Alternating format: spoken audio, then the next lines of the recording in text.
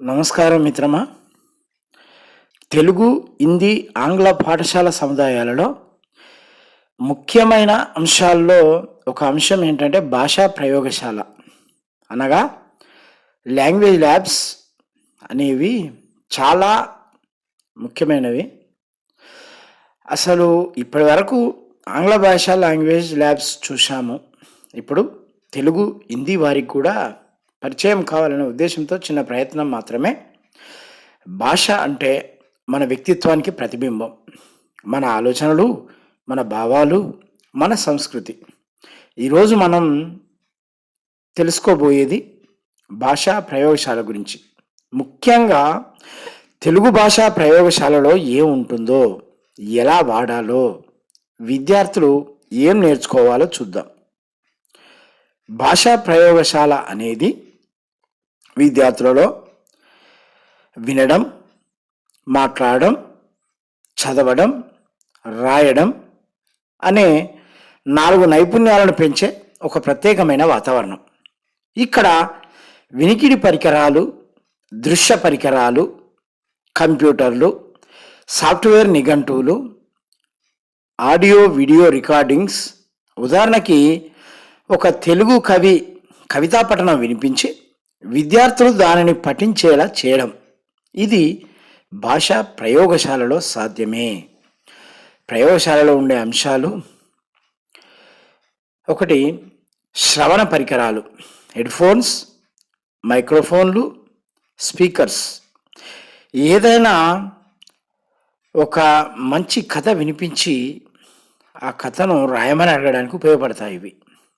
తర్వాత దృశ్య పరికరాలు, ప్రొజెక్టర్లు, చార్టులు, చిత్రాలు. తెలుగు లిపి పరిణామ చార్టును చూపించడం, అలాగే చిత్రాలను చూపించడం ద్వారా మనము భాషా జ్ఞానాన్ని పెంపొందించడానికి తోడ్పడుతుంది ఇది. తర్వాత ఆడియో వీడియో కాంటెంట్, నాటికలు, ప్రసంగాలు, పాటలు. మనం శ్రీశ్రీ కవిత వినిపించడానికి ఈ ఆడియో వీడియోలు ఉపయోగపడతాయి. తర్వాత సాఫ్ట్వేర్, కంప్యూటర్లు, తెలుగు టైపింగ్, పద సంపద యాప్స్, పుస్తకాలు, నిఘంటువులు, సామెతల సంకలన వ్యాకరణ పుస్తకాలు. సామెతలు నేర్పించడానికి సామెతలో సగం భాగం ఉపాధ్యాయుడు చెప్పి మిగతా సగం విద్యార్థి చేత అనిపించాలి. తర్వాత ప్రాక్టీస్ యాక్టివిటీస్, వాక్య నిర్మాణం, పాత్ర ధారణ. తర్వాత ఉచ్చారణ సాధన పరికరాలు, విద్యార్థి పలికిన పదాలను రికార్డు చేసి పోల్చుకోవడం.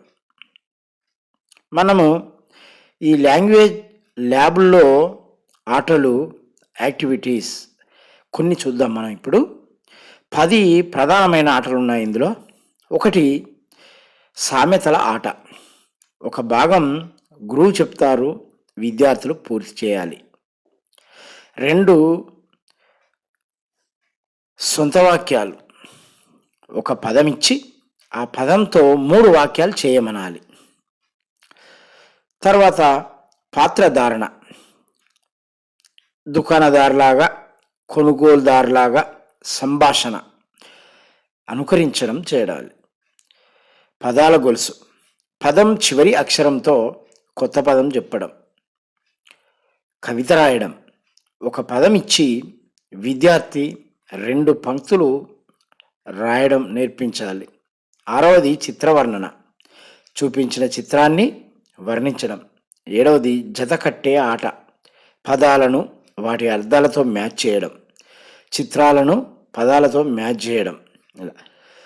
తప్పు పట్టే ఆట, వాక్యంలోని తప్పును సరిచేయడం. వాక్యం కొనసాగింపు, ఒక వాక్యం మొదలుపెట్టి కథగా కొనసాగించడం. శ్రవణం, వ్రాయడం, వినిపించినది రాయడం, ఇది 10వ అంశం. ఇలా భాషా ప్రయోగశాల ద్వారా విద్యార్థులు భాషను ఆటల ద్వారా, వినికిడి సాధనాల ద్వారా, కవితల ద్వారా, పాత్రధారణల ద్వారా సులభంగా నేర్చుకుంటారు.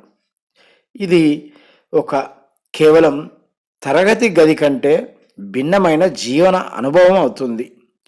మనం భాషను కేవలం పుస్తకాల్లోనే కాకుండా జీవనంలో వినియోగించుకోవడం నేర్చుకుంటాం. అందువల్ల ప్రతి పాఠశాలలో ఒక భాషా ప్రయోగశాల ఉండాలి.